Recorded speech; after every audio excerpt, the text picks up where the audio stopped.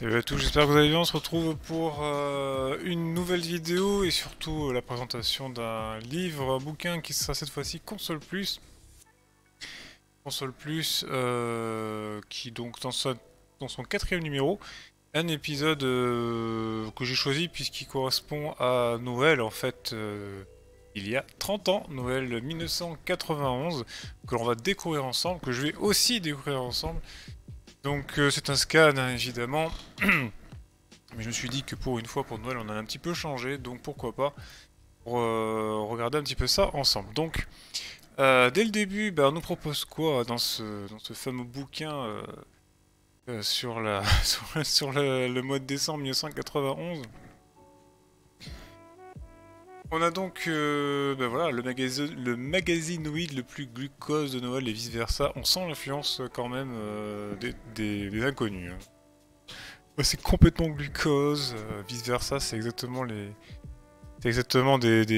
récupérés du groupe, enfin des humoristes quoi, de ces trois humoristes.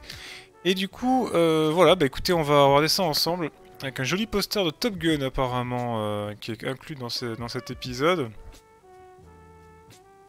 On va donc ouvrir les premières pages et apparemment il y a console plus sur FR3 avec l'ancien logo de France 3. On peut gagner 3 Mega Drive, 2 Game Boy et une Supergraph FX. Ah oui, carrément, une Supergraph FX en 91. Il y a encore cette console à l'époque. On va passer directement à la suite, hein, de toute façon, à découvrir ensemble. Alors, qu'est-ce qu'on va avoir d'intéressant dans ce test? Ouh, il y a pas mal de choses. Alors, on voit que ça a été gribouillé. Celui qui a fait le scan a dû déjà noter ce qu'il voulait prendre pour son Noël, hein, ça se trouve. Ce qu'il voulait pour Noël, ce gamin, il voulait les Simpsons, Tecmo Bowl, Konami Golf, Aerostar et Altered Space, Ghostbusters. Ou c'est peut-être les jeux qu'il ne voulait pas, je sais pas du tout. Ah bah c'est le menu, parce que de toute façon on va le voir au fur et à mesure. On a une pub pour la PC Engine, regardez, alors elle est en 2 pages, donc je vous le montre en double. La PC Engine que j'ai eu l'occasion de voir en vrai bah, il n'y a pas si longtemps. Ça a été en revendant ma télé cathodique. Enfin quand j'y revendre, à la base je voulais le donner, mais bon. Le mec en fait, pour vous expliquer, il est venu chez moi. Et il sentait que c'était un fan de jeux vidéo. Et il m'a dit, voilà, bon, moi ça m'intéresse, y a pas de souci. Par contre, j'aimerais voir si ma console marche. Et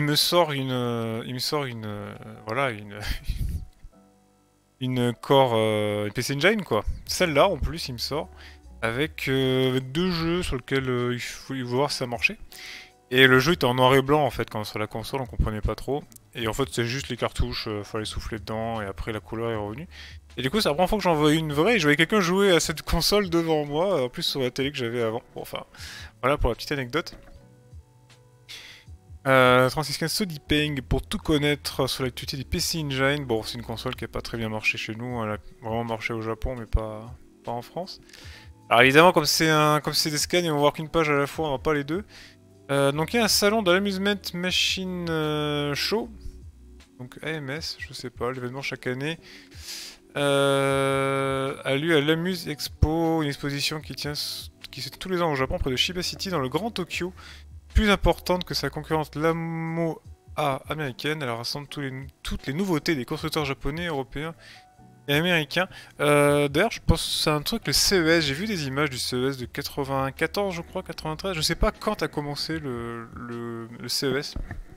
La première fois, ça a l'air pas mal vieux, comme le TGS, hein, le Tokyo Game Show. Le Japon est le paradis des jeux vidéo. À Tokyo, les game centers fleurissent dans tous les quartiers, la plupart du temps sur 2 ou 3 étages. Ils proposent la quasi-totalité des jeux d'arcade disponibles. Le prix d'une partie n'est pas très cher, 100 yens, soit à peu près 4 francs, pour 3 à 5 crédits. Eh ben, dites-vous que le prix en yens actuel n'a pas vraiment bougé, hein, concrètement. On paye toujours à coût de 100 yens. Bon, c'est normal, hein, c'est une valeur de base, mais de souvenir, les bornes d'arcade là-bas, ouais, étaient entre 100, 200, 300 maximum, hein, donc... toujours aussi... Alors ça reste cher, mais ça va quoi. Donc 4 francs, on l'a dit, à peu près 4 francs à l'époque. Hein.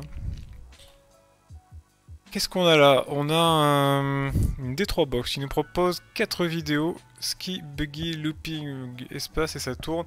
Ah oui, donc en fait je pense que c'est un truc un peu en... Ouais, on le voit en bas. Je pense qu'il doit y avoir un effet de... avant-arrière, suivant ce qu'on fait dans le jeu vidéo. Ouais, c'est une machine un peu futuriste que personne n'a à la maison actuellement, hein. Je rappelle que ça date quand même il y a 30 ans ce truc. Qu'est-ce qu'on a d'autre? Donc là ça parle de salon Japon. Le CCD retrouverait aux autotamponneuses. Sega fête la fête foraine. Oui, donc voilà, on voit un petit peu les captures de jeu. Je vais faire une petite modification pour qu'on voit le curseur parce que sinon je ne pourrais pas vous montrer forcément les choses. On va faire propriété. Capturer le curseur. Par contre c'est bizarre, il suffit que je fasse ça pour qu'on ne voit plus la scène. C'est magnifique. Bon, c'est pas grave. On va faire ça. Alors pourquoi il m'affiche plus rien? Attendez, on se retrouve juste après. Voilà, c'est corrigé. Donc on a le curseur qui va s'afficher normalement. Ouais, vous le voyez à peu près. Ouais, donc ouais, auto-tamponneuse. Alors faut tout lire évidemment. Je sais pas si vous arrivez à lire ce qui est marqué sur la page hein, avec le zoom.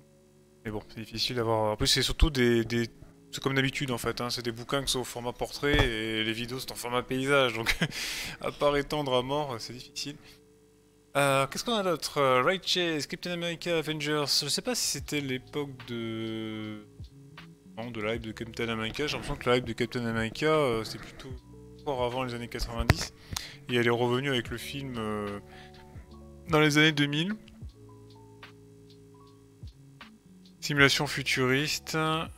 Thunder Blaster, Police Gallop et son flic cosmique. Oui, donc on est toujours dans les jeux 2D, hein, vous l'aurez compris, la 3D pour le moment on oublie un peu. On va bientôt y arriver, hein, mais on y est encore pas trop. Robot Army, le robot Ecop, qu'est-ce que c'est en bas qu'on a? Je vois un Tobé Mario, c'est que je sais même pas ce que c'est. Train de voler, on dirait un Superman Mario. Alors, Banpresto est avec Sega une des sociétés qui s'intéresse le plus au marché des jeunes enfants, et si elle a commercialisé un Super Mario Bros, Tobé Mario, que les enfants chevauchent. Ah, en fait, il faut s'y se met dessus, d'accord. Ah, c'est génial ça. C'est génial, c'est-à-dire qu'on se met dessus, et je pense que suivant si on se penche d'un côté, à droite, à gauche, et ben en fait, on se retrouve à contrôler le personnage. Ça peut être excellent par contre. Ça, c'est excellent. Starblade. Ça, par contre, ça a l'air d'être la 3D. Starblade, si on regarde l'écran. Il y a plein de jeux qu'on n'a pas encore fait, des jeux des anciennes consoles, je parle vraiment avant les 32 bits. Et c'est un univers que je connais pas spécialement, alors beaucoup, ceux qui auront cette vidéo qui sont plus âgés auront connu. Mais de mon côté, c'est les années que je n'ai pas connu réellement, parce que j'étais jeune. Situation de combat en 3D, fast plane, c'est chouette, non? Ah bah ça a l'air pas mal, hein, bon après, screenshot, il faut zoomer à mort, hein, on voit pas grand chose. Mais ça a l'air plutôt cool. Je sais pas si je peux zoomer un peu là. Ouais, si on peut zoomer. Regardez, on va regarder un peu ça, ça va être sympa. Ouais, ça a l'air plutôt joli quoi. On va dire ça pour l'époque, hein. Ça ressemble pas à Star Wars d'ailleurs. Ce genre de vaisseau là. Ouais, c'est pas mal. Alors je sais pas si je peux dézoomer d'ailleurs. Encore là, si je peux revenir en arrière. Ouais. On va passer à la suite. Nouvelle console NEC, la PC Engine LT, laptop, on dirait une vraie carte graphique portable. NEC se réveille face à la concurrence du MCD et aux ventes colossales de la SFC. SFC donc pour Super Famicom, hein, c'est-à-dire la Super Nintendo hors Japon. À quelques mois d'intervalle, deux nouvelles consoles ont été annoncées. La première, la PC Engine Duo, qui se vend plutôt bien au Japon, et suit maintenant de la PC Engine LT, celle qui est en fait tout bonnement une core graph portable. La PC Engine GT, la petite portable, présenterait deux inconvénients. Son écran était un peu petit pour que l'on puisse lire certains textes, et fort peu adapté aux shoot'em up ultra rapides, qui devenaient injouables. La durée de vie des piles limitait sérieusement son intérêt. La LT est donc une core graph avec un écran plus grand, d'excellente qualité. Qu'est-ce qu'il dit? 135 par 140 pour 61 mm. Puis elle reprend le design et la couleur de la core graph 2. Ses caractéristiques techniques sont similaires à celles de la PC Engine et donc la Duo. À la Duo, pardon. Ok, donc 99 yens, 4500 francs. 4500 francs de 91, ouais, ça doit bien faire un... Ouais, ça doit bien piquer vers les 900 euros. Ouais, à peu près 900 € je pense. Avec l'inflation, c'est énorme. C'est juste énorme. Je prends des consoles à 600 avec la PS3, mais à l'époque c'était quand même pas donné les jeux vidéo. Le méga CD en image. Qu'est-ce que c'est? Que c'est du MCD? Nanana. Système de connexion qui se branche sur l'MD. Ah bah c'est pas mal parce que du coup là on voit le méga CD non fini, c'est-à-dire vous vous souvenez le méga CD c'était quelque chose qui se rajoutait à la Mega Drive, c'était un socle qui se passait en dessous de la Mega Drive et qui permettait du coup d'avoir le support CD sur une Mega Drive et des jeux évidemment qui allaient sortir et utiliser à profit en fait ce format CD puisqu'il y a beaucoup plus de place disponible pour par exemple afficher des jeux avec beaucoup plus d'images, textures un peu plus qualitatives. Voilà, parce qu'il y a plus de place que sur une cartouche.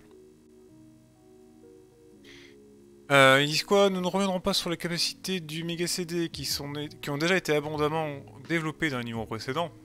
On va revenir sur l'ancien numéro alors. En revanche, voici quelques images du système de gestion du MCD et ses performances dans le domaine de l'animation. Le lecteur comprend en ROM l'animation du logo CD-ROM Sega à chaque fois que vous bootez l'appareil. Alors bootez B-O-U-T-E-Z, hein. Ok. C'est pas booter là, ça c'est booter, booter TZ, c'est je te boot en dehors de mon territoire, ça veut pas dire la même chose, bon c'est pas grave. Les commandes du MCD se manipulent au joypad sur cette page écran, qui s'inspire beaucoup des commandes de magnétoscope ou de CD. Ok. Je vais zoomer un petit peu pour vous quand même. Voilà, le système de développement est basé sur un 386, donc un Intel 386. Auquel on raccorde un CD-ROM réinscriptible sur lequel on peut enregistrer et effacer des données. Bah jusque là c'est logique. Quelques photos d'ailleurs voilà, de jeux Mega CD avec le lecteur évidemment, lecteur audio ici comme on avait sur la console.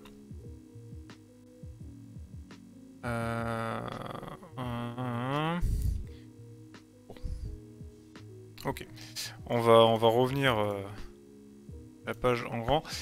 Ensuite, la Game Gear, le Japon en direct. Noël approchant, les annonces de jeux se multiplient. La Game Gear a été particulièrement gâtée par le Père Noël cette année. À part Sonic, et toasté dans ce numéro Ninja Gaiden, je pense. Ouais, Ninja GG. Ça te faire en décembre au Japon. Alors, Lucky Duck, Fantasy, il y a pas mal de vieux jeux. Le vieux jeu du coup de Ah ça a l'air pas mal. Tu sais que la Mega Drive mine de rien était un peu plus puissante que la Game Boy, hein, on l'oublie souvent. Du coup les jeux étaient quand même en général plus jolis que sur la Game Boy. Je dis bien en général hein, parce qu'il y a des jeux Game Boy qui sont très très jolis. Mais les capacités de la Mega Drive, de la Game Gear étaient quand même un peu plus un peu au-dessus. Et surtout on avait la couleur. Surtout on avait la couleur alors qu'il fallait attendre la Game Boy Color bien plus tard. Pour avoir la couleur sur une console portable. Je sais pas si... Je crois que peut-être que la Terry Lynx avait la couleur. Il me semble qu'elle l'avait. Mais c'était pas du tout la même... Enfin, même succès que la Game Gear, qui a eu un succès quand même assez correct, hein, chez Sega. Donc là, il nous parle du jeu The Liquid Duck, Fantasy Zone Gear. Ah. Outrun Game Gear. Haha, ouais, le Outrun qui faisait partie des jeux un peu phares à l'époque, jeux de course. Ouais, la version Game Gear, ouais, donc c'est pas mal. Bon, c'est toujours le même système, hein. Le Game Boy savait très bien faire ça aussi. Ce faux système de 3D en fait, hein, où il n'y a pas de 3D en fait, on est sur un axe qui bouge de gauche à droite et puis un décor qui défile devant nous, mais c'est tout, il n'y a pas de 3D. Alors, Solitaire, ce jeu est une sorte de poker avec une touche de patience. Okay. Bon, bah, chez Master, jeu d'échecs, bah, c'est plutôt les jeux de plateau classiques. Hein. Ninja Gaiden, qui apparemment est un très très bon jeu aussi. Il me semble d'ailleurs que Ninja Gaiden, il y a un YouTuber qui avait fait une dessus sur Game Gear. Très connu d'ailleurs, c'est quelqu'un qui était avec jeuxvideo.com. Ça va me revenir, je sais que vous voyez de qui je parle, mais en gros il a fait une vidéo entière il me semble dessus. Parce qu'il y a le choix de plusieurs personnages pour avancer au niveau des boss, il me semble que c'est ce jeu. Sonic débarque sur 8 bits. Alors, devant le succès mondial que remporte sa nouvelle mascotte, Sega se devait de réaliser des cartouches pour toutes les machines de sa gamme. Oui, 91, effectivement, c'est Sonic, hein, on oublie, mais le roulement Sega, c'est là où c'est l'année où Sega a explosé réellement, puisque avec sa mascotte, enfin, voilà, ça a été un des jeux les plus vendus, en tout cas pour Sega. Et oui, on en avait, c'est sorti aussi c'est sorti sur la Master System. Et apparemment, il était plutôt pas mal le jeu, ce Master System, même si évidemment, c'était pas la même puissance que la Mega Drive. Alors, la vitesse hypersonique du personnage et décors splendides inspirés des réalisations en 3D, images de synthèse, les pièges diaboliques, tous ces éléments peuvent être conservés, ont été conservés. Le petit hérisson bleu est toujours aussi charmant, comme son grand frère sur Mega Drive, il court, prend un peu de l'élan pour atteindre sa vitesse de croisière supersonique. Il peut se mettre en boule, là donc là il nous explique, bon, Sonic quoi, hein, je pense que vous connaissez. Les versions Master System et Game Gear sont également très proches de l'original sur Mega Drive par le fait qu'elles utilisent le même thème, ce qui n'est pas toujours le cas, voir la différence entre Quackshot et The Lucky Dime par exemple. Ouais, donc on combat à chaque fois Robotnik dans les trois versions, c'est logique. Je pense que la vitesse d'affichage est aussi un petit peu plus basse sur les versions portables et les versions Master System quand même. Un autre partie.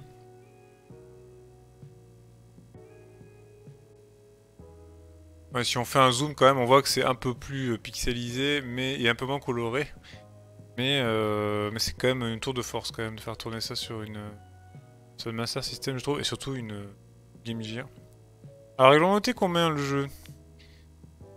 Prix et présentation, c'est toujours les fameux pourcentages de l'époque, durée de vie. Mega hit, ok. Et Game Gear, ouais ils disent qu'il y a 92 pour les graphismes et 78 pour la bande son.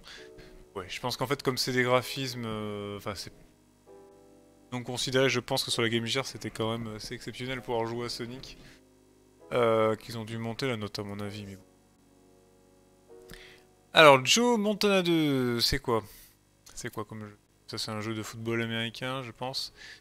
C'est une star nationale de football américain qui a été mis à contribution pour cette nouvelle version. Alors évidemment, si vous vous souvenez pas, de 1, le football américain, 2, que vous n'êtes pas, pas né à cette époque, impossible de savoir de qui on parle. Je pense que ça va parler à ceux qui connaissent le football américain. On a Mario Lemieux hockey. Alors attention, hein, Mario Lemieux sur Mega Drive. On a Mario sur Mega Drive, tout va bien. Alors j'imagine que Mario Lemieux c'est aussi quelqu'un qui... peut-être un joueur, je pense, de hockey. Sega a choisi Mario Lemieux pour sa simulation de hockey.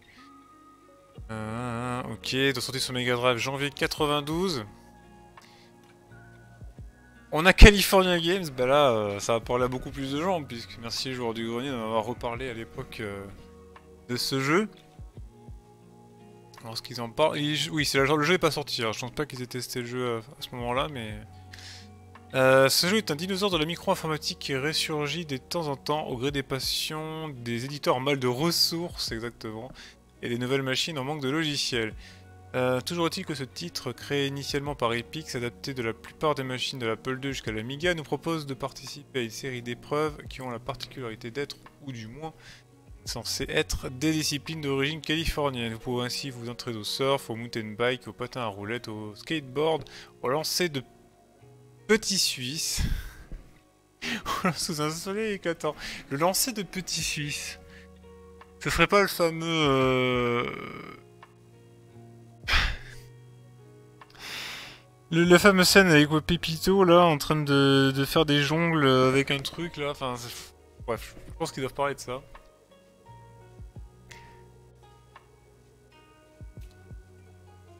Ah bah tiens, on parle de quelque chose qui va parler à beaucoup plus de monde sur la chaîne puisqu'on parle de F1 Grand Prix sorti sur Mega Drive en 91 pour décembre d'ailleurs, donc 20 décembre, n'hésitez pas à l'acheter évidemment. Ils viennent de sortir il y a 4 jours.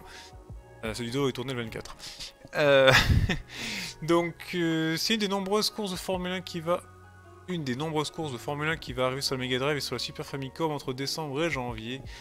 Le principe retenu consiste à monter un circuit vu de haut. Des véhicules sont représentés par de petits sprites, mais davantage avancer très rapidement. Pour se déplacer, il faut faire tourner sa voiture à l'aide de boutons, puis une fois qu'elle est disposée dans la bonne direction, mettre toute la gomme. En théorie, c'est très subtil, on peut faire tourner à 360 degrés les F1. En pratique, je trouve ça particulièrement astreignant, ouais, carrément. Alors, est-ce qu'on reconnaîtra des équipes de Formule 1? Voilà, j'ai pas l'impression. À la limite, on va reconnaître une marche, peut-être, là, de 80, 91, à la limite. Après, c'est un peu difficile.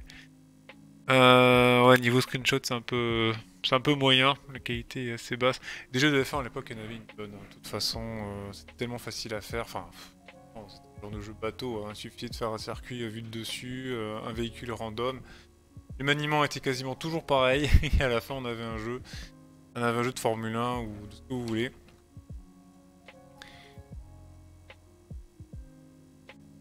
Alors, je sais pas ce que c'est le jeu au-dessus.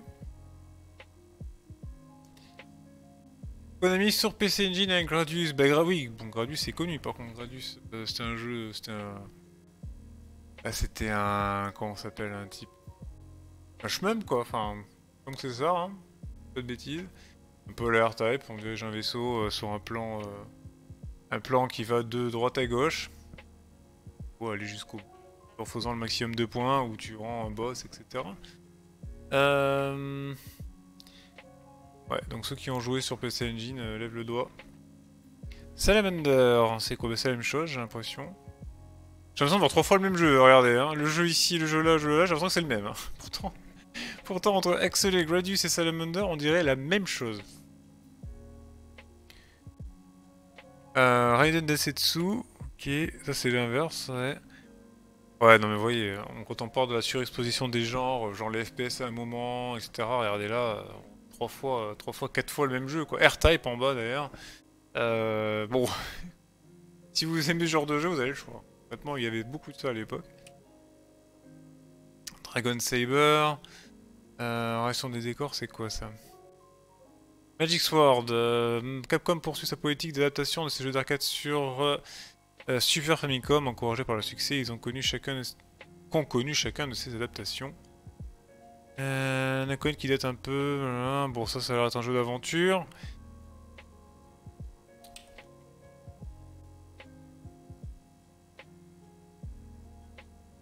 Le Coco Club. Le Coco Club. C'est trop... C'est trop su... Je sais pas ce que c'est. De nouveaux copains, des réductions possibles, des échanges, pas de problème. Tu achètes une je sais pas quoi, et Coconut t'offre ta carte club. Ok, bon, mais ça sent là... Oui, c'est le truc pour vendre des consoles, des jeux. Et apparemment de l'import, puisque je vois marqué là, Sega Mega Drive japonaise, Coregraph. Ouais, de l'Atari ST, de l'Amiga. Et ne manquez pas le guide 1992 Tilt Console. Et les Tilt d'Or Console Plus avec Canal Plus. Tilt d'Or Canal Plus 1991. Je savais pas que Canal Plus était joint à ça. Alors les news, la Lynx de la continuité. La portable de Chattery fait peau neuve. Par rapport à son aîné, la Lynx 2 n'offre rien de très différent, que ce soit au niveau des capacités techniques. 16 bits, hein, quand même. Pour 91, sur une console portable. Voilà, au cas où. Les touches de commande, sa différence se juge sur son look plus aérodynamique, moins longue, davantage ramassée sur elle-même. Elle apporte un plus grand confort. Et pour une console portable, c'est là essentiel. Posée sur une table, elle adhère parfaitement grâce à ses petits caoutchoucs. Malgré ses 550 grammes... Ah oui, quand même, ouais. 550 grammes. Un smartphone en moyenne, je crois que ça doit faire 140 grammes à peu près. Entre 100 et 200, enfin c'est dans ces eaux-là. Imaginez quand même 550 grammes à tenir toute la journée. Enfin toute la journée, le temps des piles. Hein. Elle est parfaitement maniable et son transport ne pose aucun problème. Sa prise en main est améliorée, les gauchers n'ont pas été oubliés. La touche flip autour de l'écran a permis aux joueurs d'utiliser les touches A et B situées en bas de la machine. Un bouton supplémentaire a été rajouté, le backlight, qui met l'écran en pause. Partie continue, d'accord. Cette fonction permet d'économiser ses piles. Ah, c'est pas bête, ouais. Je pensais que le backlight au début ça allait être la lumière, une lumière en fait pour éclairer l'écran, mais pas du tout. Et on a une photo de Senna sur la Sega, regardez. Je pense que c'est certaines Senna. Hein. On reconnaît pas beaucoup hein, quand même, mais alors, attendez, on va faire un petit zoom. C'est Senna ça. Oh là là, mon dieu. De profil, je reconnaîtrais même pas. Sur Sega, ouais, Ayrton Senna aux commandes, Sega poursuit sa course dans les sommets des simulations de Formule 1 après le célèbre Super Monaco Grand Prix. La société japonaise a passé un contrat avec le triple champion du monde. Le Brésilien est devenu responsable artistique d'une nouvelle simulation de course, Ayrton Senna Super Monaco Grand Prix 2. Ce saute présente tous les circuits du championnat du monde de Formule 1 ainsi que les tracés du circuit privé du coureur brésilien, d'accord. Il donne même ses conseils et les commentaires à chaque course pour aider le joueur à parvenir en haut des marges des podiums. Sega capteurs sur un objectif de vente de 3 millions de cartouches. C'était pas mal à l'époque. Micromania au champ. Ouvrir un nouveau magasin aux avenues des plus prestigieuses de la capitale, les Champs-Élysées. On est encore en 91 et 91, oui, c'est oui, jusqu'à de toute façon jusqu'à 2000, on va dire, c'est l'explosion du jeu vidéo, hein. C'est-à-dire que les boutiques, il y en a de plus en plus en France, enfin c'est la folie, hein. Là, on est encore qu'au début en 91 de ça. Ça n'a pas fini de progresser. Ah, la console Mega Drive pour 949 francs, les amis, ce qui nous fait, bon, avec l'inflation, on va dire, un bon 130 euros. Non, voilà, j'ai n'importe quoi. Même 150, ouais. 150, 160. Avec une manette et un jeu, c'est pas cher. Ah, attendez. 1 1240. Non. 124 euros, ça fait 1000 francs. Donc, sachant qu'il y a l'inflation, ouais, on doit être à ouais, 150, 160 euros. Ouais. C'est bizarre, j'aurais pensé que ça ferait plus. Un jeu Altered Beast, une manette de jeu, 1290 francs. La Master System 2 en bas, que l'on voit pour 490 francs. Ouais, bah, à choisir pour bien le Mega Drive quand même. La montre jeu vidéo à cristaux liquides gratuite pour 500 francs d'achat ou plus. Incroyable, on peut jouer au tennis, course auto ou football. Ah oui, alors en fait, ça sent le... Comment ça s'appelait déjà ces consoles? Les premières consoles de Nintendo, là, j'ai oublié. Les Game & Watch, ça ressemble un peu à ça, mais en format montre. Pourquoi pas? Pourquoi pas? Je pense qu'à l'époque, ça devait être encore assez amusant de jouer à ça.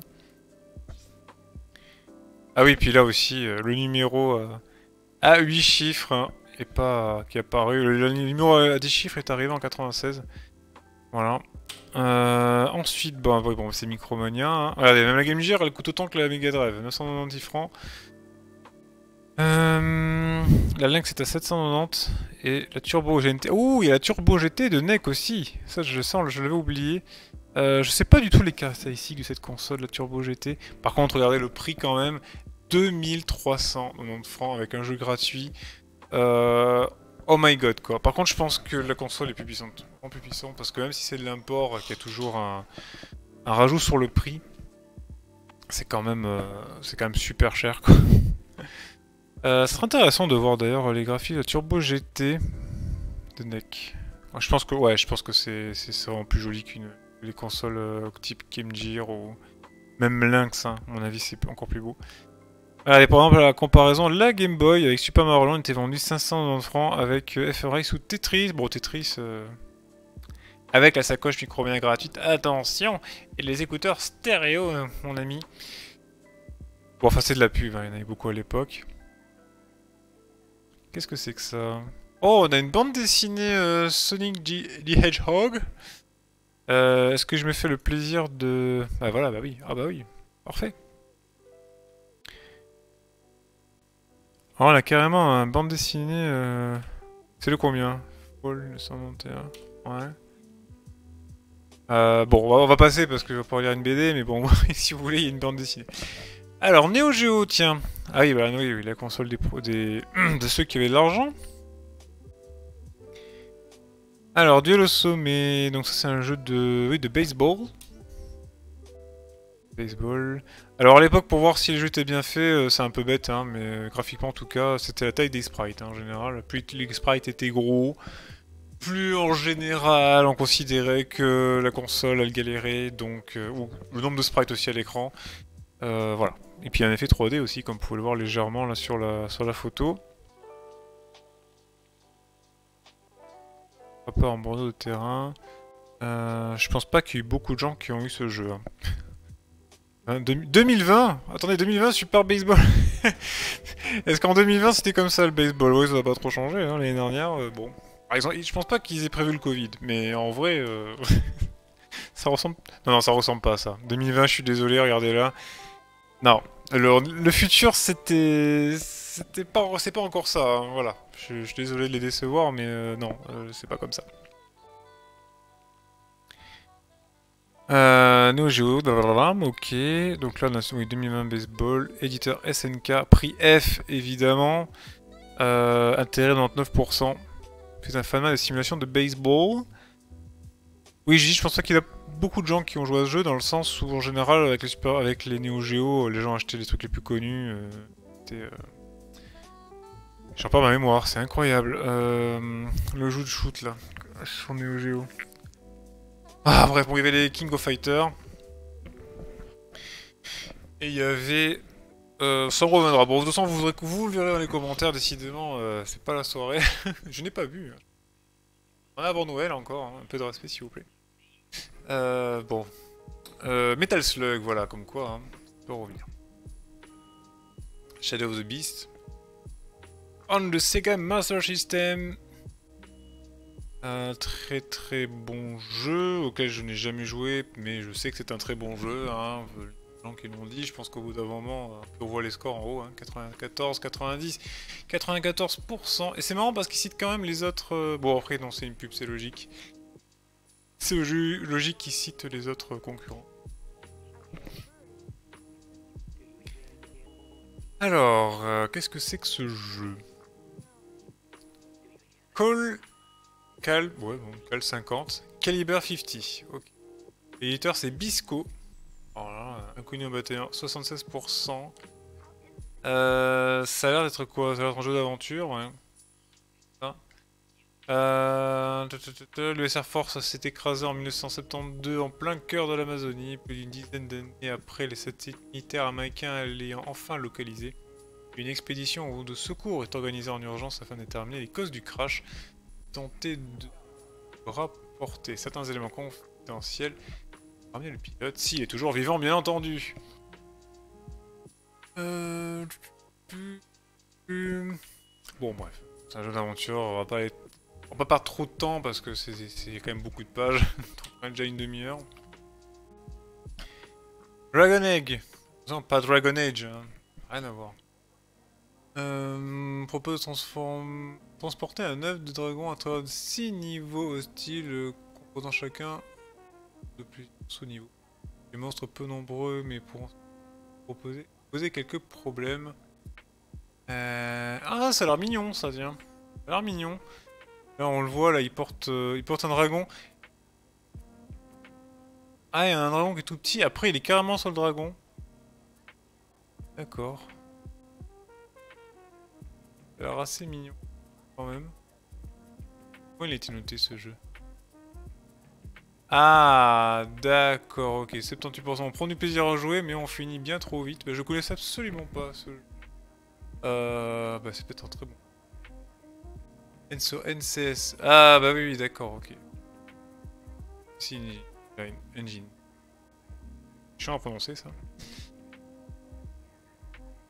Alors c'est marrant parce que je me rends compte que sur le test, on a un commentaire de plusieurs personnes. Par exemple, on a Spirit là, qui commente. Et ensuite, on a la réaction de notre testeur qui dit: Je suis à peu près de l'avis de Spirit. Si Dragon Egg n'est en aucun cas un grand jeu, il n'en demeure pas moins bon. Capable de vous faire passer d'agréables moments, les graphismes des monstres sont bien travaillés, mais les décors se révèlent souvent assez pauvres en dehors d'un niveau où ils sont superbes. Le niveau offre de plus un petit scrolling différentiel et des reflets mouvants dans l'eau. Dommage qu'il soit si court. Bah écoutez, si ça vous intéresse, voilà, vous pouvez tester Dragon Egg. Ensuite, Quackshot. Alors ça, c'est un jeu que beaucoup de gens ont connu. D'ailleurs, un excellent jeu. L'équipe qui a réalisé Quackshot est également celle qui avait programmé Castle of Illusion. Autrement dit, le niveau de cette cartouche est excellent. La recette est basée sur les mêmes ingrédients, des graphismes somptueux et une jouabilité exemplaire.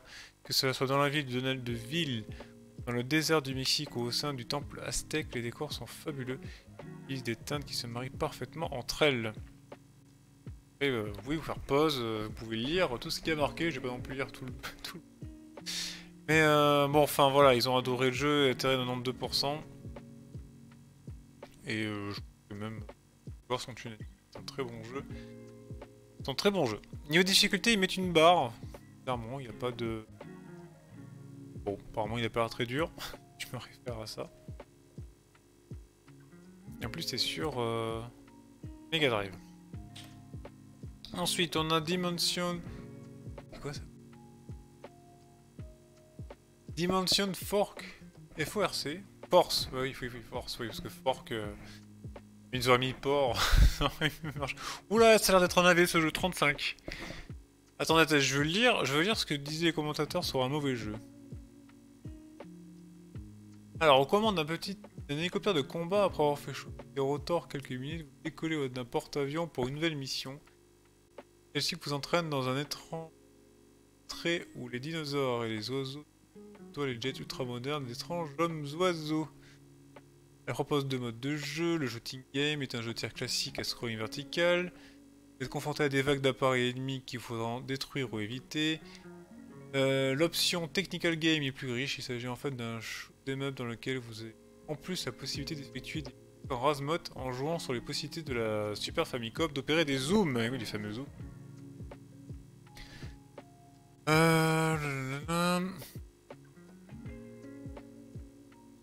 Alors pourquoi ils sont pas contents? Ils disent que la présentation, il n'y a pas.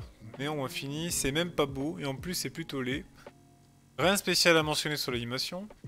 Une vague méonie sur laquelle on plaque des bruitages. Votre hélicoptère répond bien aux commandes, mais on aurait aimé avoir des... quelques bombinettes pour les endroits un peu coriaces. Durée de vie minime, 35%. En fait, le jeu en tant que tel, il mérite pas 35% quand même. Si on fait la somme de toutes les notes, là, ici, 35, 42, 75, 74, ouais, on est 50 de moins. Je comprends pas trop. Alors l'intérêt, oui, l'intérêt est bas parce que le jeu n'offre pas plus que notre... Ouais, à la limite, c'est pas vraiment une somme de pourcentage, c'est juste l'intérêt. Donc oui, non, 35, ça pourrait aller finalement. Allez, on passe à la suite. Et le jeu... Fatal Rewind. Adaptation du logiciel Killing Game Show, Amiga, Fatal Rewind. Revers de fortune en anglais vous met dans la peau toute métallique d'un robot spécialement conçu pour un jeu TV cruel qui veut faire de votre fortune. Osez votre tombe. Vous êtes donc parti pour 16 niveaux de plateforme et de shoot'em. La cartouche très bien les deux genres. D'un côté, vous devez trouver dans un dédale d'escalier et de passerelles. À partir du second, les écrans d'énergie barrent souvent le passage. Il faut découvrir la clé qui les fait sauter. Le problème, bien sûr, de ramasser et dans le bon ordre. Jeu d'aventure.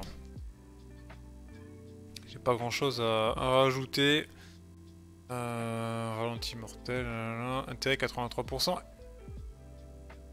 Éditeur EA. Et je vois copyright Psygnosis. C'est moi ou il y a un problème là? Bon, pourquoi pas. Ah, le choix à fond les manettes.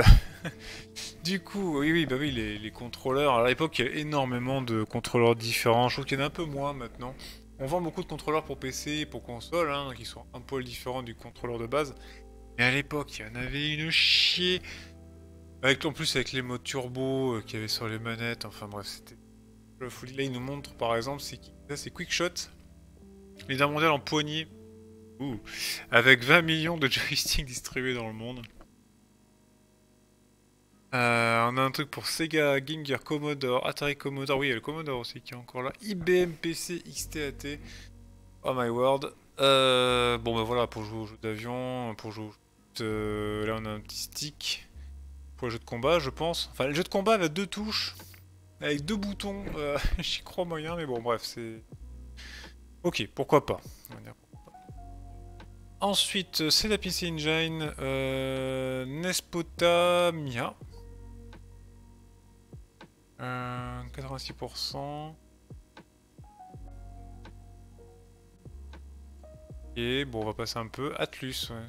Si, assez connu à l'époque. Sur Mega Drive de Memorial. Ça a l'air d'être un jeu d'aventure. En vue isométrique, ouais, c'est ça. peut-être. Ah, c'est... oui, voilà, donc c'est une version qui existait déjà sur Amiga, avec en plus le zoom sur les combats. C'est un compliment car la version Amiga était superbe. Pour les graphismes comme pour les manipulations, on retrouve le même système très convivial de sélection et d'explication des objets. L'intérêt de The Immortal se retrouve dans l'immensité de l'aventure, rien que terminer le niveau 1, soi-disant un petit échauffement, réclame déjà énormément d'astuces et de recherche. Le niveau suivant maintient le jeu à des qualités égales. Le niveau infesté d'araignées contient des graphismes éblouissants et des casse-têtes infernaux. Nous avons déjà vu pas mal de jeux de ce type sur Mega Drive, mais celui-ci, sans aucun doute, pour moi, les bat tous. Ah, carrément, ok. Écoutez, si ce genre de jeu vous intéresse, dit Immortal sur Mega Drive. Qu'est-ce qu'on a d'autre? La suite 90% quand même. Vache. Ah ouais, ouais, ok. Ils ont surkiffé, ils ont surkiffé. On a une petite pub pour Outrun Europa, avec d'autres jeux d'ailleurs. Gold sur Master System. Oui, encore pas mal de pubs pour la Master System, puisque la Mega Drive arrive en 91, donc le parc de consoles est encore bien partagé avec la NES et la Famicom d'ailleurs aussi, et la Master System. D'ailleurs, on a quoi? Une petite F40 là, une Porsche 124, je crois. Ça s'appelle cette Porsche. Lamborghini Countach. On a de la Neo Geo. C'est quoi ce type là? D'aventure, j'ai l'impression. C'est un jeu d'aventure, oui, on voit de face, un peu partout. J'aime bien ce qu'il dit. Évidemment, c'est de la Neo Geo. Alors côté graphisme et animation, on se régale. Mais c'est dommage de mettre tant de technique au service d'un jeu si simple. Pas de surprise au fil de la partie, des combats, toujours des combats et souvent les mêmes. Les bonus et les armes spéciales apportent un peu de variété, mais par exemple, je trouve que les coupes d'or et la nourriture sont trop faciles à récolter. Vous n'avez même pas à vous déplacer pour aller chercher. Vous tombe tout rôti dans le bec. À part ça, la cartouche est agréable à jouer. On pourrait même dire qu'on s'éclate pendant la première heure. Ah, avec une règle un peu plus complexe et davantage de surprise, Crossed Sword répète un très grand combat. Combat them up. Combat them up. Même pas ce genre de jeu.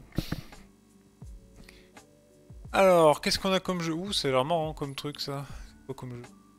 Klax, éditeur Tangent ou Tengen. Bon. Qu'est-ce que c'est que ce truc? Ouh, alors c'est sur quoi? C'est sur Mega Drive. Le principe très simple comme d'habitude pour ce genre de jeu qui met les ménages à rude épreuve, des blocs de différentes couleurs arrivent vers vous, emportés par un tapis roulant. Donc le tapis roulant il est là. Vous disposez d'une palette qui se déplace latéralement, paddle, pour les réceptionner. Puis qui permet de les empiler, bouton de tir, devant vous. But, faire des claques, donc c'est des aliments de blocs de même couleur. Chaque tableau vous propose un défi différent, faire 5 claques, faire 10 diagonales, faire 10 horizontaux. Oui, donc c'est un jeu où on range un peu à la Tetris les cubes qui arrivent au fur et à mesure, selon une règle qui change par niveau. Ouais, c'est le genre de jeu qui marche bien en général, c'est-à-dire que c'est assez simple à comprendre, et puis c'est... Voilà, c'est de la rapidité, hein, concrètement. 265 000 points, on va faire un petit zoom. 265 000 points avec cette fabuleuse série de claques. Ça a l'air joli. Bah c'est joli parce qu'on est sur le même plan, hein. Du coup il n'y a rien qui doit bouger hormis les cubes qui arrivent sur nous. Mais je vois une petite main là qui a l'air de nous amener les blocs. Avec on peut voir le nombre de vagues. Plusieurs niveaux aussi j'ai l'impression. Plusieurs fronts. Ouais quand même 98%. Hein. Méga hit à l'égal le Tetris. Si vous aimez ce genre de jeu, vous ne pourrez plus vous en passer. Ce qui est paradoxal d'ailleurs, c'est que maintenant on n'entend plus trop parler de ce genre de jeu. Autant Tetris on en voit encore. Alors, Klax, peut-être que le jeu a bidé, je sais pas. Allez, on va passer à la suite. Golden Axe 2. Là, on passe ça encore, hein, le joueur du grenier est passé dessus. Je sais pas s'il est passé sur le premier. Non, c'est le premier, il me semble. Un jeu où on avance avec son personnage d'aventure, scrolling quoi, et on doit arriver jusqu'au bout. Je vais passer un petit peu.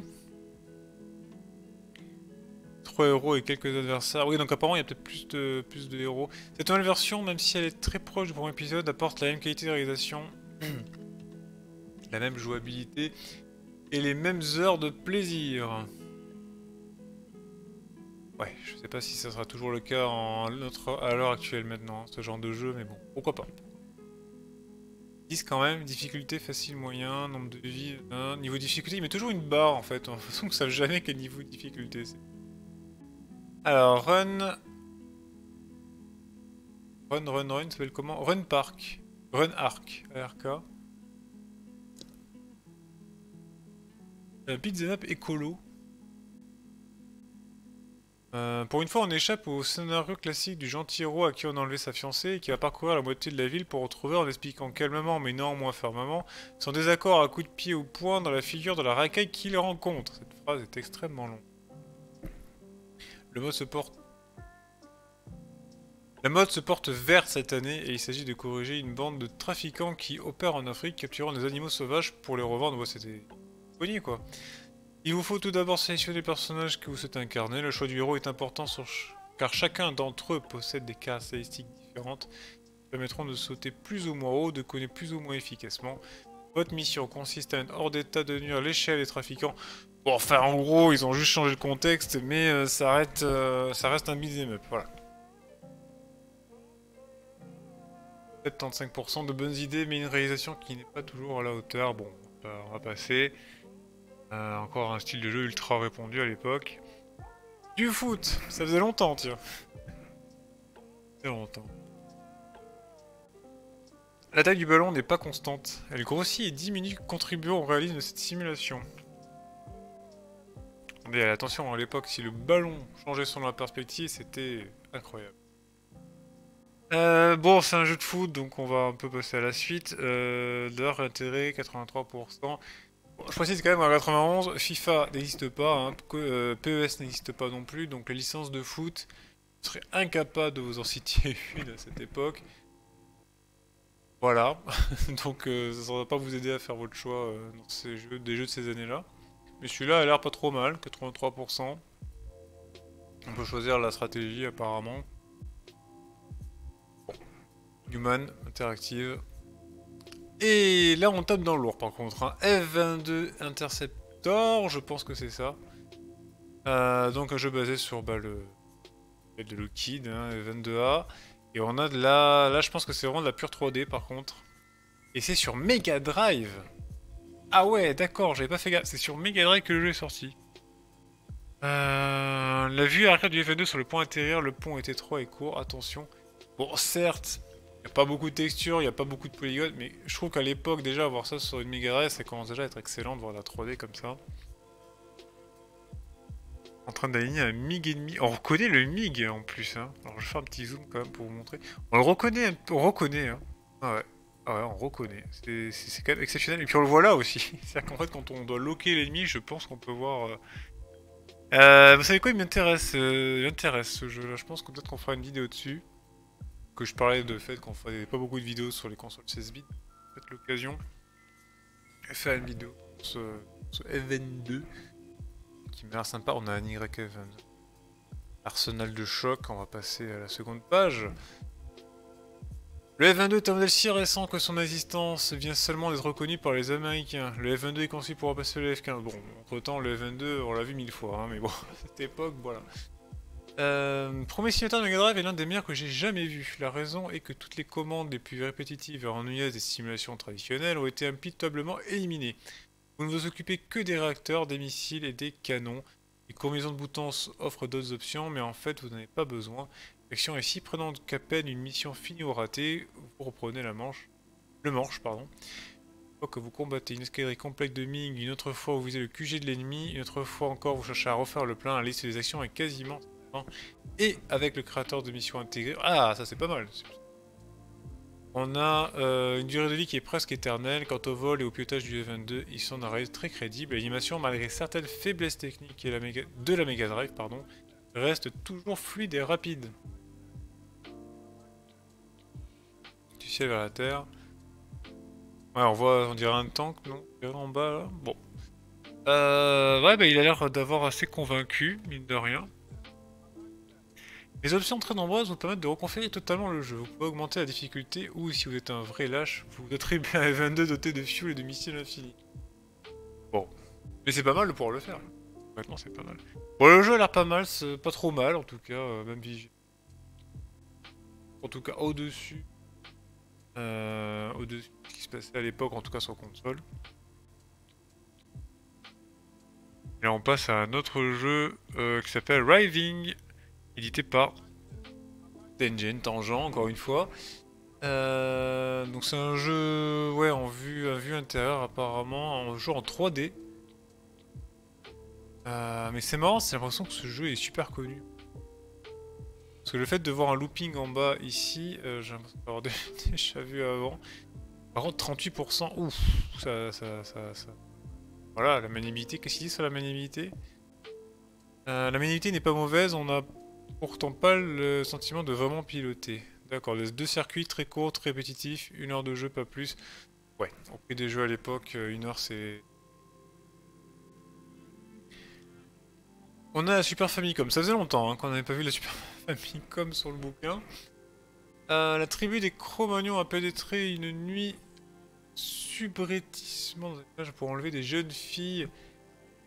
Ah, mais je connais ce jeu, je connais, c'est... Oui, c'est préhistorique. Alors, Joe et Mag, en fait. Mais je sais pas si vous vous souvenez, il y a très longtemps, j'avais fait une vidéo Game Boy. Je crois que c'était même... Je crois que c'est même pas sur cette chaîne-là, c'est sur l'ancienne chaîne de Prehistoric Man sur Game Boy. Bah, c'est le même, en fait, c'est lui. Je ne savais même pas qu'il y avait une version console qui était sortie de ce jeu-là. Oui, donc c'est des hommes préhistoriques concrètement, hein, dans un monde préhistorique. On peut voir d'ailleurs avec le dinosaure. Bon, évidemment. Totalement faux, hein, les hommes préhistoriques n'ont pas connu les dinosaures, en tout cas pas ceux-là. Ok, bah peut-être que je jouerai en off à ce jeu parce que ça m'intéresse de voir un petit peu. L'enlèvement des jeunes filles de votre village a tout déclenché. Ça me fait aussi penser à Tombi sur PlayStation, légèrement. Bon, évidemment, c'est en 2D là, mais. Les graphismes. La classe sur la niveau 2, donc là il nous montre un homme préhistorique passe à l'attaque. Notre premier coup de massue surprend l'adversaire, il tente alors de s'enfuir s'il n'a pas le temps. Le deuxième l'aplatit avant qu'il ne rende l'âme. D'accord, donc il faut...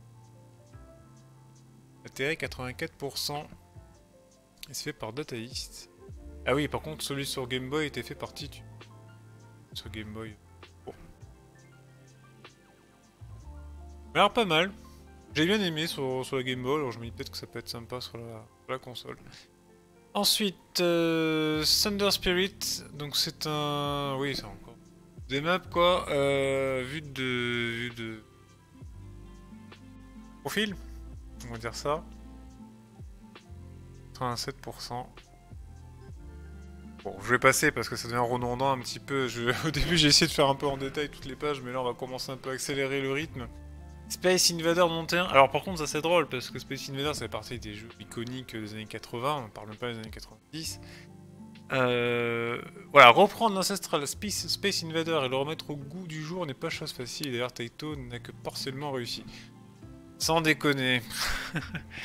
Comme dans le Space Invader original, les soucoupes volantes traversent tout l'écran à intervalles réguliers. En détruisant, vous pouvez obtenir soit des bonus de points, soit des armes, etc.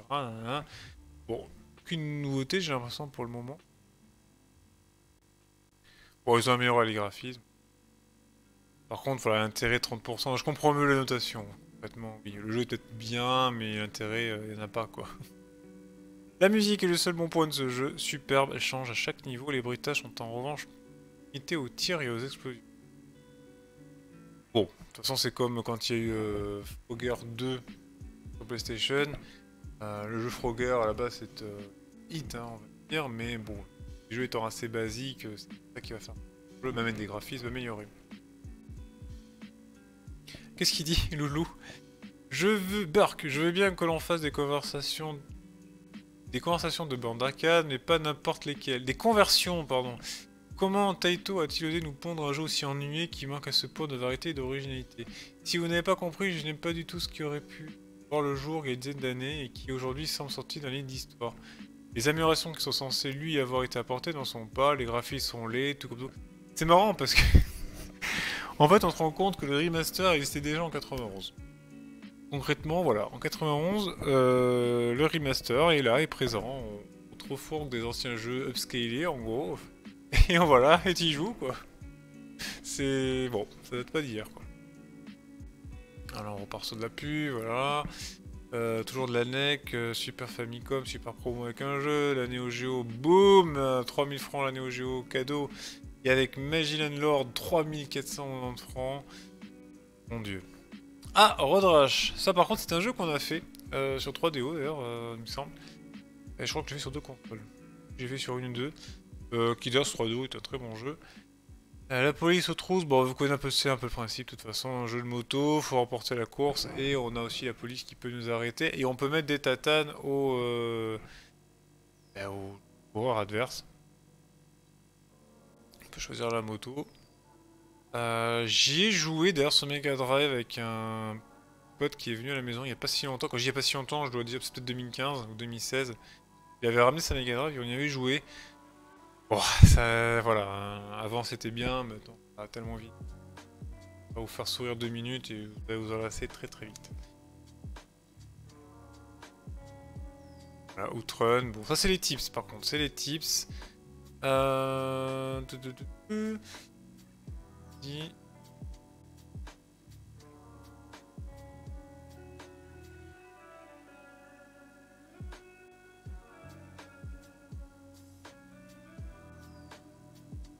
Vous pouvez avoir des incidents ou relancer l'autre fois, vous le dites. Bon, un nouveau difficulté, le niveau de difficulté hyper, c'est une version extrêmement rapide du jeu, étourdissante, freinée dans les virages. Vous le relirez si vous avez envie de tester ce cheat pour Outrun, sur la version Mega Drive, qui donne apparemment le niveau de difficulté hyper, qui est encore plus rapide. Le jeu est assez rapide. Ice ok, donc là on a des codes, ok, bon bah voilà les tips, hein, ça c'était très très connu à l'époque, on cherchait les livres des fois pour avoir une solution à son jeu, code, et jusqu'aux années 2000 à peu près, c'est pareil, hein. Il y a beaucoup de bouquins qui faisaient genre la bible des tips, qui permettaient de retrouver les codes pour tous les jeux récents, enfin en tout cas de l'époque. Voilà, pour trouver les codes, les astuces pour penser ou pour tricher, tout simplement. On a Populus qui a aussi ses triches, ok. C'est une cartouche difficile à terminer. Voici une astuce qui vous sortira des cas désespérés. À tout moment, pressez A et B, puis maintenez gauche, appuyez tout en pressant encore A et B, et faites gauche et droite et pressez A et B X dans l'ordre. Pressez Select, allez sur l'icône marée et pressez B. Si l'icône ne devient pas rouge, c'est que le type ça a marché. Je sais pas ce que c'est censé faire. En fait, ils disent que ça nous sort des cas désespérés, mais on sait pas ce que fait le cheat. Bon, c'est pas grave. On a une triche pour SimCity aussi. En vrai, à l'époque, quand on a acheté le bouquin des tips et astuces, enfin, même qu'on allait dans ses livres et qu'on trouvait une astuce pour un jeu, c'était quand même excellent. C'est un truc que j'ai toujours aimé parce que certains cheat codes en fait avaient la particularité de juste de rendre le jeu différent. C'est-à-dire que ça ne le rendait pas forcément plus facile, même des fois ça le rendait plus difficile. Mais ça. C'était un New Game Plus des fois, voilà. On pourrait le prendre comme ça. Alors il y a aussi l'Action Replay hein, qui était beaucoup plus des codes plus complexes après pour débloquer d'autres trucs. Mais le fait qu'il y ait beaucoup de cheat codes dans les jeux, c'était quand même. Maintenant il n'y en a quasiment plus. Enfin j'ai pas l'impression que dans les nouveaux jeux il y ait des cheat codes. Electron, 12 places de la porte de Champery à Paris, vous propose les Lynx 2 à 790, les Sega Game Gear à 990, les Neo Geo à 3400, bref, voilà, vous avez compris. Et là on a quoi? On a tips pour Fantasia, le jeu préféré de Joueurs du Grenier. Oui, j'ai beaucoup de références Joueurs du Grenier, parce que c'est celui joueur de plus, vous l'aurez compris, mais bon, d'autres ont sur ce jeu aussi. Ok, donc là il n'y avait que ça. On a une review de... ouais, c'est un remix de Boulder Dash, ça, et il dit quoi? Digger Rock. Bah... Oui, c'est un jeu d'aventure, ok, où on incarne un mineur, je pense, un pioche à la main, voilà. Il tombe sur des gardiens des dieux et décide de lui faire passer l'envie de fourrer son nez là où il devrait pas. Acoustique géant, dragon irascible, spectre cadavérique et rien de bien fréquentable. Les points d'énergie baissent dangereusement s'il ne réagit pas rapidement. La pêche est une bonne arme, mais elle devient efficace au fur et à mesure qu'il s'enfonce sur la terre. En outre, il n'est pas de ces surprises. C'est du classique, hein. On va pas prendre grand chose. 80%. Je regarde un petit peu d'ailleurs, mais je vois pas beaucoup de testeuses. Radion, Julien, j'ai pas vu. Enfin, c'est que des noms. Je pense que c'est que des mecs en fait qui testent. Je vois pas de femmes ou de filles en tout cas qui font ça. Là, c'est The Simpsons. Oh, c'est The Simpsons sur quoi? Sur Game Boy. Alors, regardez la qualité des screenshots. Hein. Ils ont filmé quoi. Enfin, ils ont pris une photo devant la console quoi. Ils ont pas mis d'adaptateur pour capturer. Hein. C'est vraiment la console. On voit rien du tout. Là, on voit un peu. Là, ça va. Mais alors ici, on voit que dalle. Simpson. Sur Game Boy. On a une review Game Gear. C'est un shoot'em up. Bon. C'est par Namcot. Namcot, je précise, avec le T. Ouais, Namco, bon. Je sais pas ce que ça veut dire Namcot en fait. Pourquoi il y a le T à la fin? Intéressant de savoir ça. Si quelqu'un a la réponse dans les commentaires, ça serait pas mal. Review Game Boy, Ghostbusters 2. Ouais, mais là c'est pareil, hein, regardez. À l'époque, il fallait se contenter vraiment de pas grand chose. Hein. Voir rien, mais rien du tout. Ensuite, on a Kick-Off Special Master System Review. Alors, ça, c'est un vue de dessus. Ça se faisait encore, hein, le jeu de foot à vue de dessus à l'époque. Quand on avait la console qui pouvait pas afficher ça en vue isométrique, bah, on pas de 3D, hein, en vue isométrique. Bah, c'était le meilleur moyen pour avoir un jeu de foot, quand même. Ah, le vent, Kick-Off est la seule simulation de foot qui vous permet de régler la force du vent. Les trajectoires aériennes seront réellement affectées avec un réglage maximum. On peut même dire qu'il s'agit d'un ouragan. Même les ballons au sol sont emportés par la tornade, utile pour déjouer un adversaire très coriace. C'est pas mal ça. 4 types de terrains sont disponibles. Terrain normal et de l'herbe grasse moyenne, du terrain wet et humide, gazon anglais pour les matchs typiquement british, soggy, et c'est du boueux, et du synthétique si on veut jouer commensal. 91%, off édité par US Gold. Ouais bon, c'est en vue de dessus. Graphie, je pense qu'il n'y a pas grand chose à dire.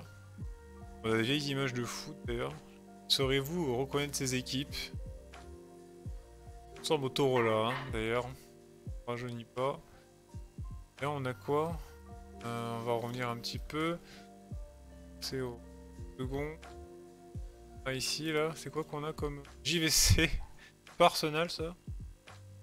Ouais, j'en sais rien. Je sais même pas reconnaître les joueurs. On passe à la suite sur 36S15 code Tilt, donc sur le Minitel. Console Plus, donc il y avait un site sur le Minitel, c'est magnifique. Et là on a Super Kick-Off sur Game Boy. Alors c'est encore pire, regardez-moi ça, c'est une bouillie de rien en fait. Ah par contre je crois que c'est Canton hein, ça non? Oh non j'en sais rien en fait. Je suis pas connaisseur du tout. Là c'est encore pire, regardez-moi ces screenshots, on voit que dalle. D'orienter à plafond les possesseurs de la Game Gear, ordre d'information, il s'agirait d'une retranscription de la plupart du code du programme Master System, qui promet beaucoup quant à la qualité. Regardez les écrans, c'est du Game Gear, d'accord. Mais les graphismes sont parfaits, aussi détaillés que possible, et le fameux scanner est bien là. Ajoutez à cela que la Game Gear tourne plus vite que la Master System, et on devrait avoir en portable une cartouche filant à la vitesse de l'éclair. La raison technique en est que les circuits internes de la Game Gear sont conçus pour émuler directement la Master System, qui est en gros 17% plus rapide que la nôtre. Le fameux 50 et 60 Hz. Pour le reste, c'est le mystère complet. Nous ne savons pas quand nous recevrons Kick-Off Game Gear définitif, s'il sera disponible en France. À notre avis, ça devrait être pour fin janvier, plus tard. Oh mon dieu quoi. Bon. Top Gun, tiré du film évidemment. Un jeu d'avion. Et là aussi, oui, là par contre, non, c'est pas un vue, pas un shoot 'em up vue D. Vision réaliste, comme si vous vous trouvez dans le cockpit d'un F-14. Ouais, donc on voit les éléments arriver au fur et à mesure devant nous. Franchement, c'est pas le genre de jeu ultra intéressant, même à l'époque. Bon, c'est évident, ça paraît beaucoup plus joli que les trucs à scrolling horizontaux ou verticaux, mais bon, en général, c'est pas spécialement intéressant non plus. Le jeu excellent. 3 modes de jeu, solitaire, vous devez compléter les missions contre de nombreux ennemis, à 2 joueurs qui s'affrontent dans un terrifiant tête-à-tête, à 2 joueurs encore, mais en collaboration, vous volez alors côte à côte et l'écran se... Ça par contre c'est pas mal parce que faire des jeux en coop, c'est quand même super cool. Et il parle évidemment du film Top Gun, avec Tom Cruise et Kelly McGillis. Le du film est pourtant bord inférieur de l'absurde. On parle du film. Présentation 58, graphisme 59, bande son 49. Ils ont pris la moyenne haute. Top Gun 2 avec de meilleurs graphismes et un principe du plus fouillé aurait pu faire un malheur. Turbo Sub, qu'est-ce que c'est que ce truc? Oula, c'est... Oh, j'ai l'impression que c'est un jeu en sous-marin, non? C'est ça? 28e siècle, bon on n'y est pas encore. La Terre une fois de plus sans pro envahisseur, seul contre tous vous tentez de contenir des hordes d'ennemis bardés de métal et fort bien équipés. Trappe géant, barre de champ magnétique, soucoupe volante, sous la mer ou dans les airs. Ah d'accord, donc en fait on est à la fois dans les airs et à la fois sous la mer. Appréciation, intérêt 71%, présentation 30%. Voilà, très intéressant. Le président des États-Unis s'est fait enlever par un groupe de révolutionnaires aux Zutula pour les camps géographie. Je rappelle que le Zutula est un petit pays de 10 mètres carrés d'habitants des années de bonne récolte coincé entre le Chiburland et le Tagada Bagdad. Ok, d'accord. Je les ai pris au sérieux pendant 4 secondes, mais en fait. Comme il est un peu délicat pour les États-Unis d'intervenir publiquement et que les 3 quarts des GI sont encore au Koweït, on fait appel à vous. Aventure. Fait par Sega. D'accord.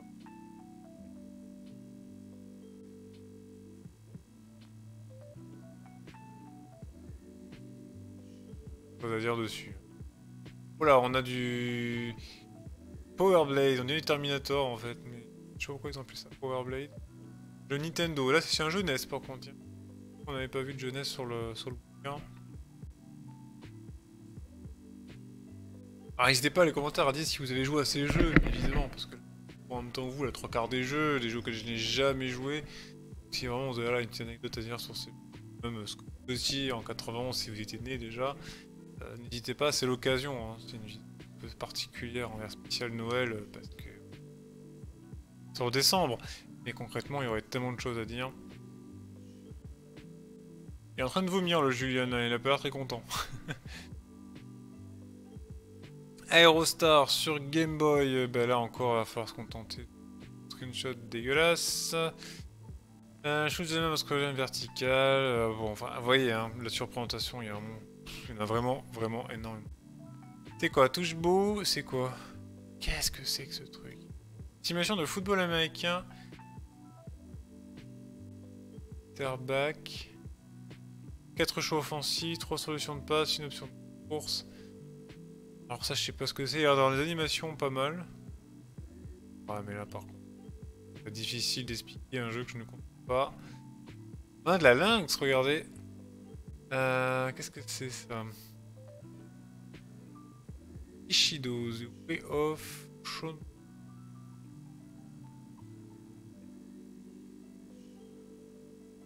Qu'est-ce que c'est? Ah, il faut classer des pierres de même couleur. Les pierres sont représentées par des motifs différents. La lisibilité sur les machines comme la lynx n'est pas évidente. L'écran en bas à droite indique le nombre de pierres qui restent à placer. Ishido est un jeu très spécial. Il est à recommander aux passionnés de réflexion en stratégie, du genre des jeux de Go ou d'échecs. La réalisation n'est pas transcendante, il faut dire que pour les décors et l'animation ne sont que des prétextes. Ici, l'essentiel est de faire fonctionner les petites entreprises. Les options sont nombreuses, ce qui renforce l'intérêt. Chaque joueur a la possibilité de doser la difficulté Ishigo 100%. Ishido est un jeu original mais qui demande beaucoup de réflexion. Sans logique, ok. Un jeu dans ce genre. California Games, on en a parlé tout à l'heure. Kawasaki, Casio, MB. Je qui faisait que des pubs là. Bon, de toute façon, vous avez déjà vu California Games sur le joueur du grenier, donc je ne vais pas en reparler. Mais en gros, le footbag, voilà, c'est ça. C'est là, cette petite scène là où on voyait Pepito, enfin en tout cas Pepito Kawasaki en train de faire des jongles. Et c'est le footbag, donc c'est peut-être autre chose comme je parlais tout à l'heure. Et l'intérêt est 20%, hein, donc on est dans la même cohérence pour le jeu expliqué en vidéo. Altered, même en 2020, voyager dans l'espace n'est pas sans risque. C'est ce que découvre Humphrey, astronaute venu d'exploration sur Mars et retenu prisonnier par des aliens. Eh ben là aussi, je suis désolé de vous décevoir les gars, mais 2020, 2021, on n'en est pas là. En Mars, on n'y est pas foutu du pied encore avec un humain, et voyager dans l'espace est toujours pas sans risque, oui, donc. Bon, on a un milliardaire japonais qui a passé 12 jours ou 7 jours, je sais plus. Ça va être là. Quand même, 98% du Resident Evil. Elle est super bien. Oui, Altered Beast en même temps. C'était un jeu assez excellent. Fabuleux, sensationnel, superbe, renversant. Les mots ne manquent pas pour parler de ce méga jeu. Les superlatifs sont bien trop faibles pour vous dire à quel point Altered Space. Altered Beast, c'est Altered Space, ça n'a rien à voir. C'est partie des jeux d'aventure action qu'il faut absolument avoir. Chaque salle et elles sont nombreuses est un véritable défi. On a plaisir à refaire plusieurs fois les mêmes chemins tant la réalisation est parfaite et les mini-casse-têtes savamment pensées. Très bien passé du niveau 3 sans avoir terminé les 2 premiers niveaux. Ah d'accord, ok, donc le niveau 3. Plan du premier niveau. Voilà. Je vous laisse retenir, vous avez tout retenu, c'est bon, on va passer à la suite. Après, review Nintendo Kickle Cubic. Oh la vache, j'arrive même pas à lire le nom des trucs. Kickle Cubicle. Bon, ça va être un jeu un petit peu de stratégie, non? 5 types de blocs, le premier est un bleu grâce. Ça me fait penser, je vais pas lire hein, ce qui a marqué pour ce jeu, parce que je me rends compte qu'il y a énormément de ce type de jeu aussi à l'époque. C'est typiquement les jeux de réflexion. Il y en avait pas mal, je pense qu'il y en a peut-être plus que maintenant. On en a encore hein, à notre époque, des jeux de réflexion, mais là ça faisait limite l'objet de test. Maintenant ce genre de jeu c'est rangé dans la catégorie des 1500 jeux qu'on a dans un CD-ROM ou sur internet sur des jeux en flash. Donc ça se vend beaucoup moins bien. Les jeux de réflexion actuels, en Dr Kawashima, Professeur Layton, on a ce genre de jeu, mais il n'y en a quasiment plus quoi. Je pense que c'est un truc qui est un petit peu désuet maintenant. 63%. The Lucky Dime Caper. Oncle Picsou a décidé de leur faire un cadeau royal. À chacun d'entre eux, il a remis une pièce d'un centime. Incroyable. Il explique que ce sont des pièces de monnaie, sont spéciales, ce sont des pièces porte-bonheur. Puis il leur raconte qu'il a débuté sa fortune fétiche. Et donc Misra, oui, la fameuse sorcière, enlève les 3 neveux et leur cadeau d'anniversaire, puis s'empare du sous porte-bonheur, donc le Picsou, afin de devenir aussi riche que lui. Elle part à la recherche de ses neveux et de ses sous-fétiches. Oncle Picsou lui en passe une récompense. Jeu d'aventure, toujours, et je pense que c'est un jeu il est bien noté. Très proche de la version Game Gear, voir rubrique Japon. Dégâts étonnant, mais c'est la même équipe Sega qui a réalisé les 2 versions. On retrouve les mêmes bonus et quasiment les mêmes. Et du coup, une note qui est élevée aussi.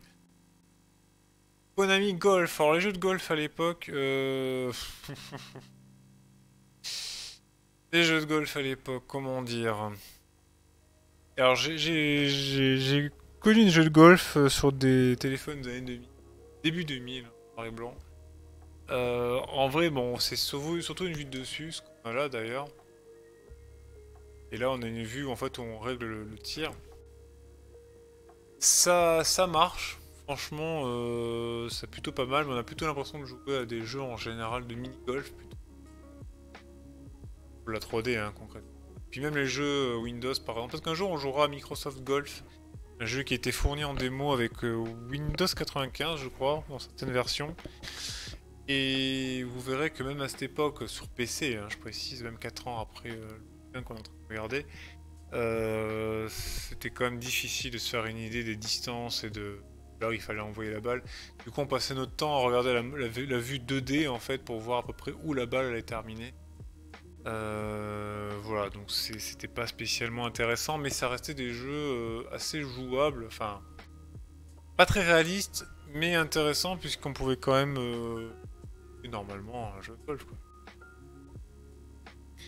Commander les premiers numéros de console plus, et voilà le numéro 1, numéro 2, numéro 3, et nous on a le numéro 4 qui est ici. Le numéro série 30 jours, dans 1000 ans. Et là on a le jeu The Simpsons et The Bart Mutant, non c'est ça? Ah c'est que The Simpsons. C'est marrant parce que j'ai l'impression de voir les mêmes X-Ray Spec avec les fameux extraterrestres. Non, c'est pas cette version. C'est cité par Acclaimner. Un ocre, élément à détruire. Ok, non, ça marche avec les éléments, mais là ça marche pas de... Ça parle pas de... extraterrestre, par contre. C'est juste le Simpson tout. Effectivement. Oula, on est déjà à 1h16. Je pourrais passer ma vie sur des bouquins, moi. Là, on a une pub en couleur incroyable. Chez... Je ne sais pas chez qui, d'ailleurs. Quelques screenshots. C'est incroyable, parce que les screenshots sont limite plus beaux que ceux qu'il y a sur les tests du livre en lui-même. Et voilà, le fameux Mega CD. Mega CD, 3990 francs. Juste le Mega CD. Imaginez le Mega CD avec la Mega Drive que vous avez à 1000 francs. Il était à 4990 francs et je parle même pas avec des jeux. Mon dieu quoi, là on est à 800, 900 euros, voire 1000 euros quoi. Bref, c'était pas mieux avant. CompuStore, voilà c'est ça. CompuStore. Le Hit Parade, alors c'est pour la PC Engine, le Mega Drive. Donc pour le Mega Drive c'est Sonic, Street of Rage, Shining in the Darkness, Klax et El Viento. Et ça c'est la rédaction, et ça c'est la non, dans les boutiques, Street of Rage, Sonic, il y a d'autres jeux là qui apparaissent. Qui est ok. PC Engine. C'est marrant, la PC Engine elle est quand même classée comme les autres consoles, alors qu'en Europe franchement on parlait que de Mega Drive, Super Famicom, enfin de Super Nintendo, de Mega Drive ou de Master System ou de NES. Mais la PC Engine personne n'en parlait vraiment. Hein, là on en parle comme si c'était limite la console en lutte avec ces deux autres consoles, mais alors pas du tout, enfin, en tout cas pas en Europe. PC Kid 2, Legend of Hero Thomas, Dragon's... Et quand vous voyez comparer d'ailleurs les graphiques, vous vous rendez compte que les graphiques sont aussi bons que... Super Good and Ghost, Castlevania 4, ActRaiser, Final Fight, Super Mario Kart. On a la Sega 8-bit, Nintendo tout court, la NES, DuckTales, Mega Man 2, Mario 3, Legend of Zelda, Gremlins, Game Boy, Altered Space. Alors pour eux c'est plutôt Super Mario, Turtle Ninja 2, Castlevania 2, Nemesis 2, Mickey 2, non Mickey tout court. Et sur la Lynx, Blackout, Ishido, Klax. Ah, il y avait aussi Klax sur la Lynx. Ok. Et là, c'est le courrier des lecteurs. Bon, je pense pas. Oh, il y a un petit dessin de Mickey Fantasia. Là, on a un dessin de Batman. J'ai acheté une console de jeu ColecoVision en début de sa sortie. Il y a quelques mois, je voulais acheter de nouvelles cassettes, mais je suis aperçu que la société n'en fabriquait plus. Est-ce que je peux me servir de cette console avec d'autres marques de cartouches et si oui, lesquelles? Voilà, la question quoi. Putain, le mec il pose une question sur la ColecoVision quoi. Quand même Console Plus c'est vraiment le meilleur magazine de jeux vidéo. J'ai juste 2-3 propositions à faire pour l'améliorer. Faites une rubrique cinéma. Une rubrique arcade. Et après j'ai du mal à lire. Une question personnelle. Toi, week-end, le nain géant, fais-tu un complexe d'infériorité sur ta taille? Tes conforts de console plus le marcherait-il dessus sans qu'il s'en... Oh mon dieu. Je ne lirai pas la suite. Super Famicom, le CD. Je voudrais vous poser quelques questions sur le Super Famicom. Est-ce que le lecteur de compact disc prévu pour la Super Famicom sera un CD-ROM ou un CDI? Sera-t-il compatible avec le Super Famicom, la Super NES US ou le Super NES française? C'est marrant qu'il parle du Super Famicom CD justement parce qu'il sortira jamais en fait ce truc. On va juste couper les ponts avec les deux qui étaient en liste pour créer le lecteur et à la fin il y aura une Nintendo 64 en cartouche et Sony va faire sa console donc. Et Philips CDI. Là, il répond à ça d'ailleurs. La fin de la Choregraph. Cela fait 3 mois que je vous lis, je trouve ce magazine super, bien que je ne possède pas de console. Nanana. J'ai remarqué qu'il n'y avait pas beaucoup de jeux sur PC Engine par rapport aux autres consoles. Est-ce que cela veut dire que cette console est en train de se démoder? Ou bientôt elle n'aura plus aucun jeu? Dois-je acheter ou non une corde graphique?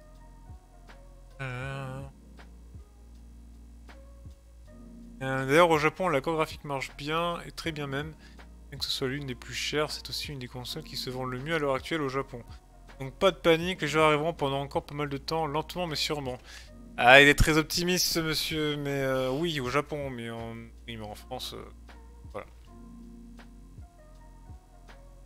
Est-ce que la 32 bits Sega appelée Giga Drive sortira avant 93 et à quel prix? Alors j'ai hâte de voir la réponse qui a été donnée. Ce qu'il va répondre. Il est très improbable que Sega ou Nintendo sortent une console 32 bits dans les années qui viennent. En effet, la Mega Drive et la Super Famicom sont en pleine expansion et il serait stupide de leur part de lancer sur le marché des consoles qui concurrenceraient leurs machines existantes. De là à penser que la Giga Drive n'a jamais existé, il n'y a qu'un pas que je ne franchirai pas.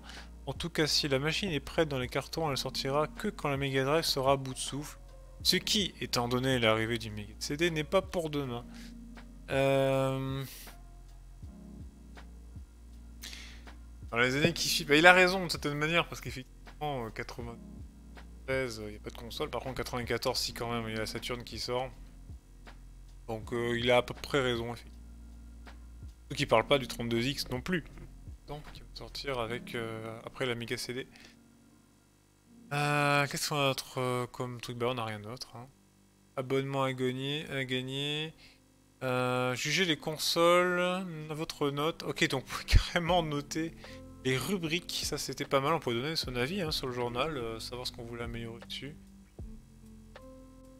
Les pales et tout, c'est pas mal hein, vraiment, le petit truc à renvoyer pour donner son avis sur le journal entier avec les jeux, ce qu'on a pensé, les tests, les rubriques si elles sont bien, les jeux, quelle longueur de test vous préférez, s'il y a 1, 2, 3, 4 pages, etc. C'est pas mal. C'est pas mal. Système de notation. Là, ils expliquent le système de notation d'ailleurs. Intérêt. Donc justement ce que j'ai dit tout à l'heure, intérêt. Tout ça c'est bien joli, mais le jeu est-il bon? Aurez-vous plaisir à y jouer? La note d'intérêt correspond à la valeur globale et prend en considération tous les autres facteurs énumérés. Attention, ce n'est pas la moyenne des autres notes. Voilà, donc c'est bien ce que j'ai dit tout à l'heure. C'est que oui, effectivement, on a l'impression qu'ils font la moyenne, mais non. L'intérêt de ce que ça va donner, mais c'est pas la moyenne. Voilà, donc là ils expliquent un peu comment ça se passe, le type de jeu, aventure, sport, réflexion, arcade, simulation, shoot. Et voilà les notes d'ailleurs. 90 et plus, c'est un méga hit. Entre 80 et 90, c'est un très bon jeu. Entre 65 et 80, un bon petit jeu, c'est les amateurs. Par contre, ils sont vraiment gentils. 45-65, c'est un jeu très moyen. En dessous, faut vraiment vouloir posséder tous les jeux qui sortent, ok. J'ai jamais vu ça encore. Hein. Beurre, quelle horreur, à acheter sous aucun prétexte. Je crois que le pire qu'on a vu, c'est un jeu qui est noté 32. Ouais, je crois que c'est 30 ou 32, ouais. On a pas eu beaucoup. Cette version. Puis pour Top Gun. Et c'est terminé. C'est terminé sur cette longue vidéo. Présentation donc du console plus de décembre 1991. C'était il y a 30 ans maintenant. Que dire de plus? Pas grand chose. Hein. Évidemment, c'est très long parce que j'ai passé ma vie sur chaque page. Bah, pareil hein, dans les commentaires si vous en laissez. Est-ce que vous aimez ce format? Il y a déjà eu ce format hein, d'ailleurs pour d'autres magazines. Est-ce que vous voudrez des choses en plus? Est-ce que vous voudrez que je passe sur des choses qui sont pas intéressantes? Est-ce que vous voulez que je résume qu'une partie suivre avant, est-ce que vous avez tout simplement aimé, et on continue comme ça. Dans tous les cas, n'hésitez pas à le dire. Je vous souhaite en tout cas de passer de super Noël. Pour ceux qui pourront le faire en famille en tout cas, qui n'ont pas de problème de santé, et sur ceux qui c'est le cas, ben, courage en tout cas. On se retrouve, de toute façon les vidéos se suivent et s'enchaînent, hein, la fin d'année ne change rien. Ceux qui me suivraient pas trop sur le Discord, le retour de la fibre c'est pour bientôt, donc plus de streaming en temps réel, enfin plus de stream concrètement. Ça vous fera plaisir je pense à ce niveau-là. Je compte continuer évidemment les vidéos planifiées sur la semaine. Je trouve que c'est bien, vous savez à peu près ce qu'il va y avoir. Peut-être que je détaillerai pas forcément des fois le jeu que je vais tester avant ou auquel j'ai parlé, parce que j'aime bien laisser la surprise. Ce que je fais déjà parfois. J'ai toujours la seconde chaîne, il y a quelques fois des vidéos qui sortent sur le planning, n'hésitez pas à aller faire un tour. La seconde chaîne qui est un petit peu pour parler d'autres choses ou d'autres jeux, trucs. Donc voilà, voilà. Sinon, à la prochaine. Pour une fois, bonne fête à tous. Ciao tout le monde.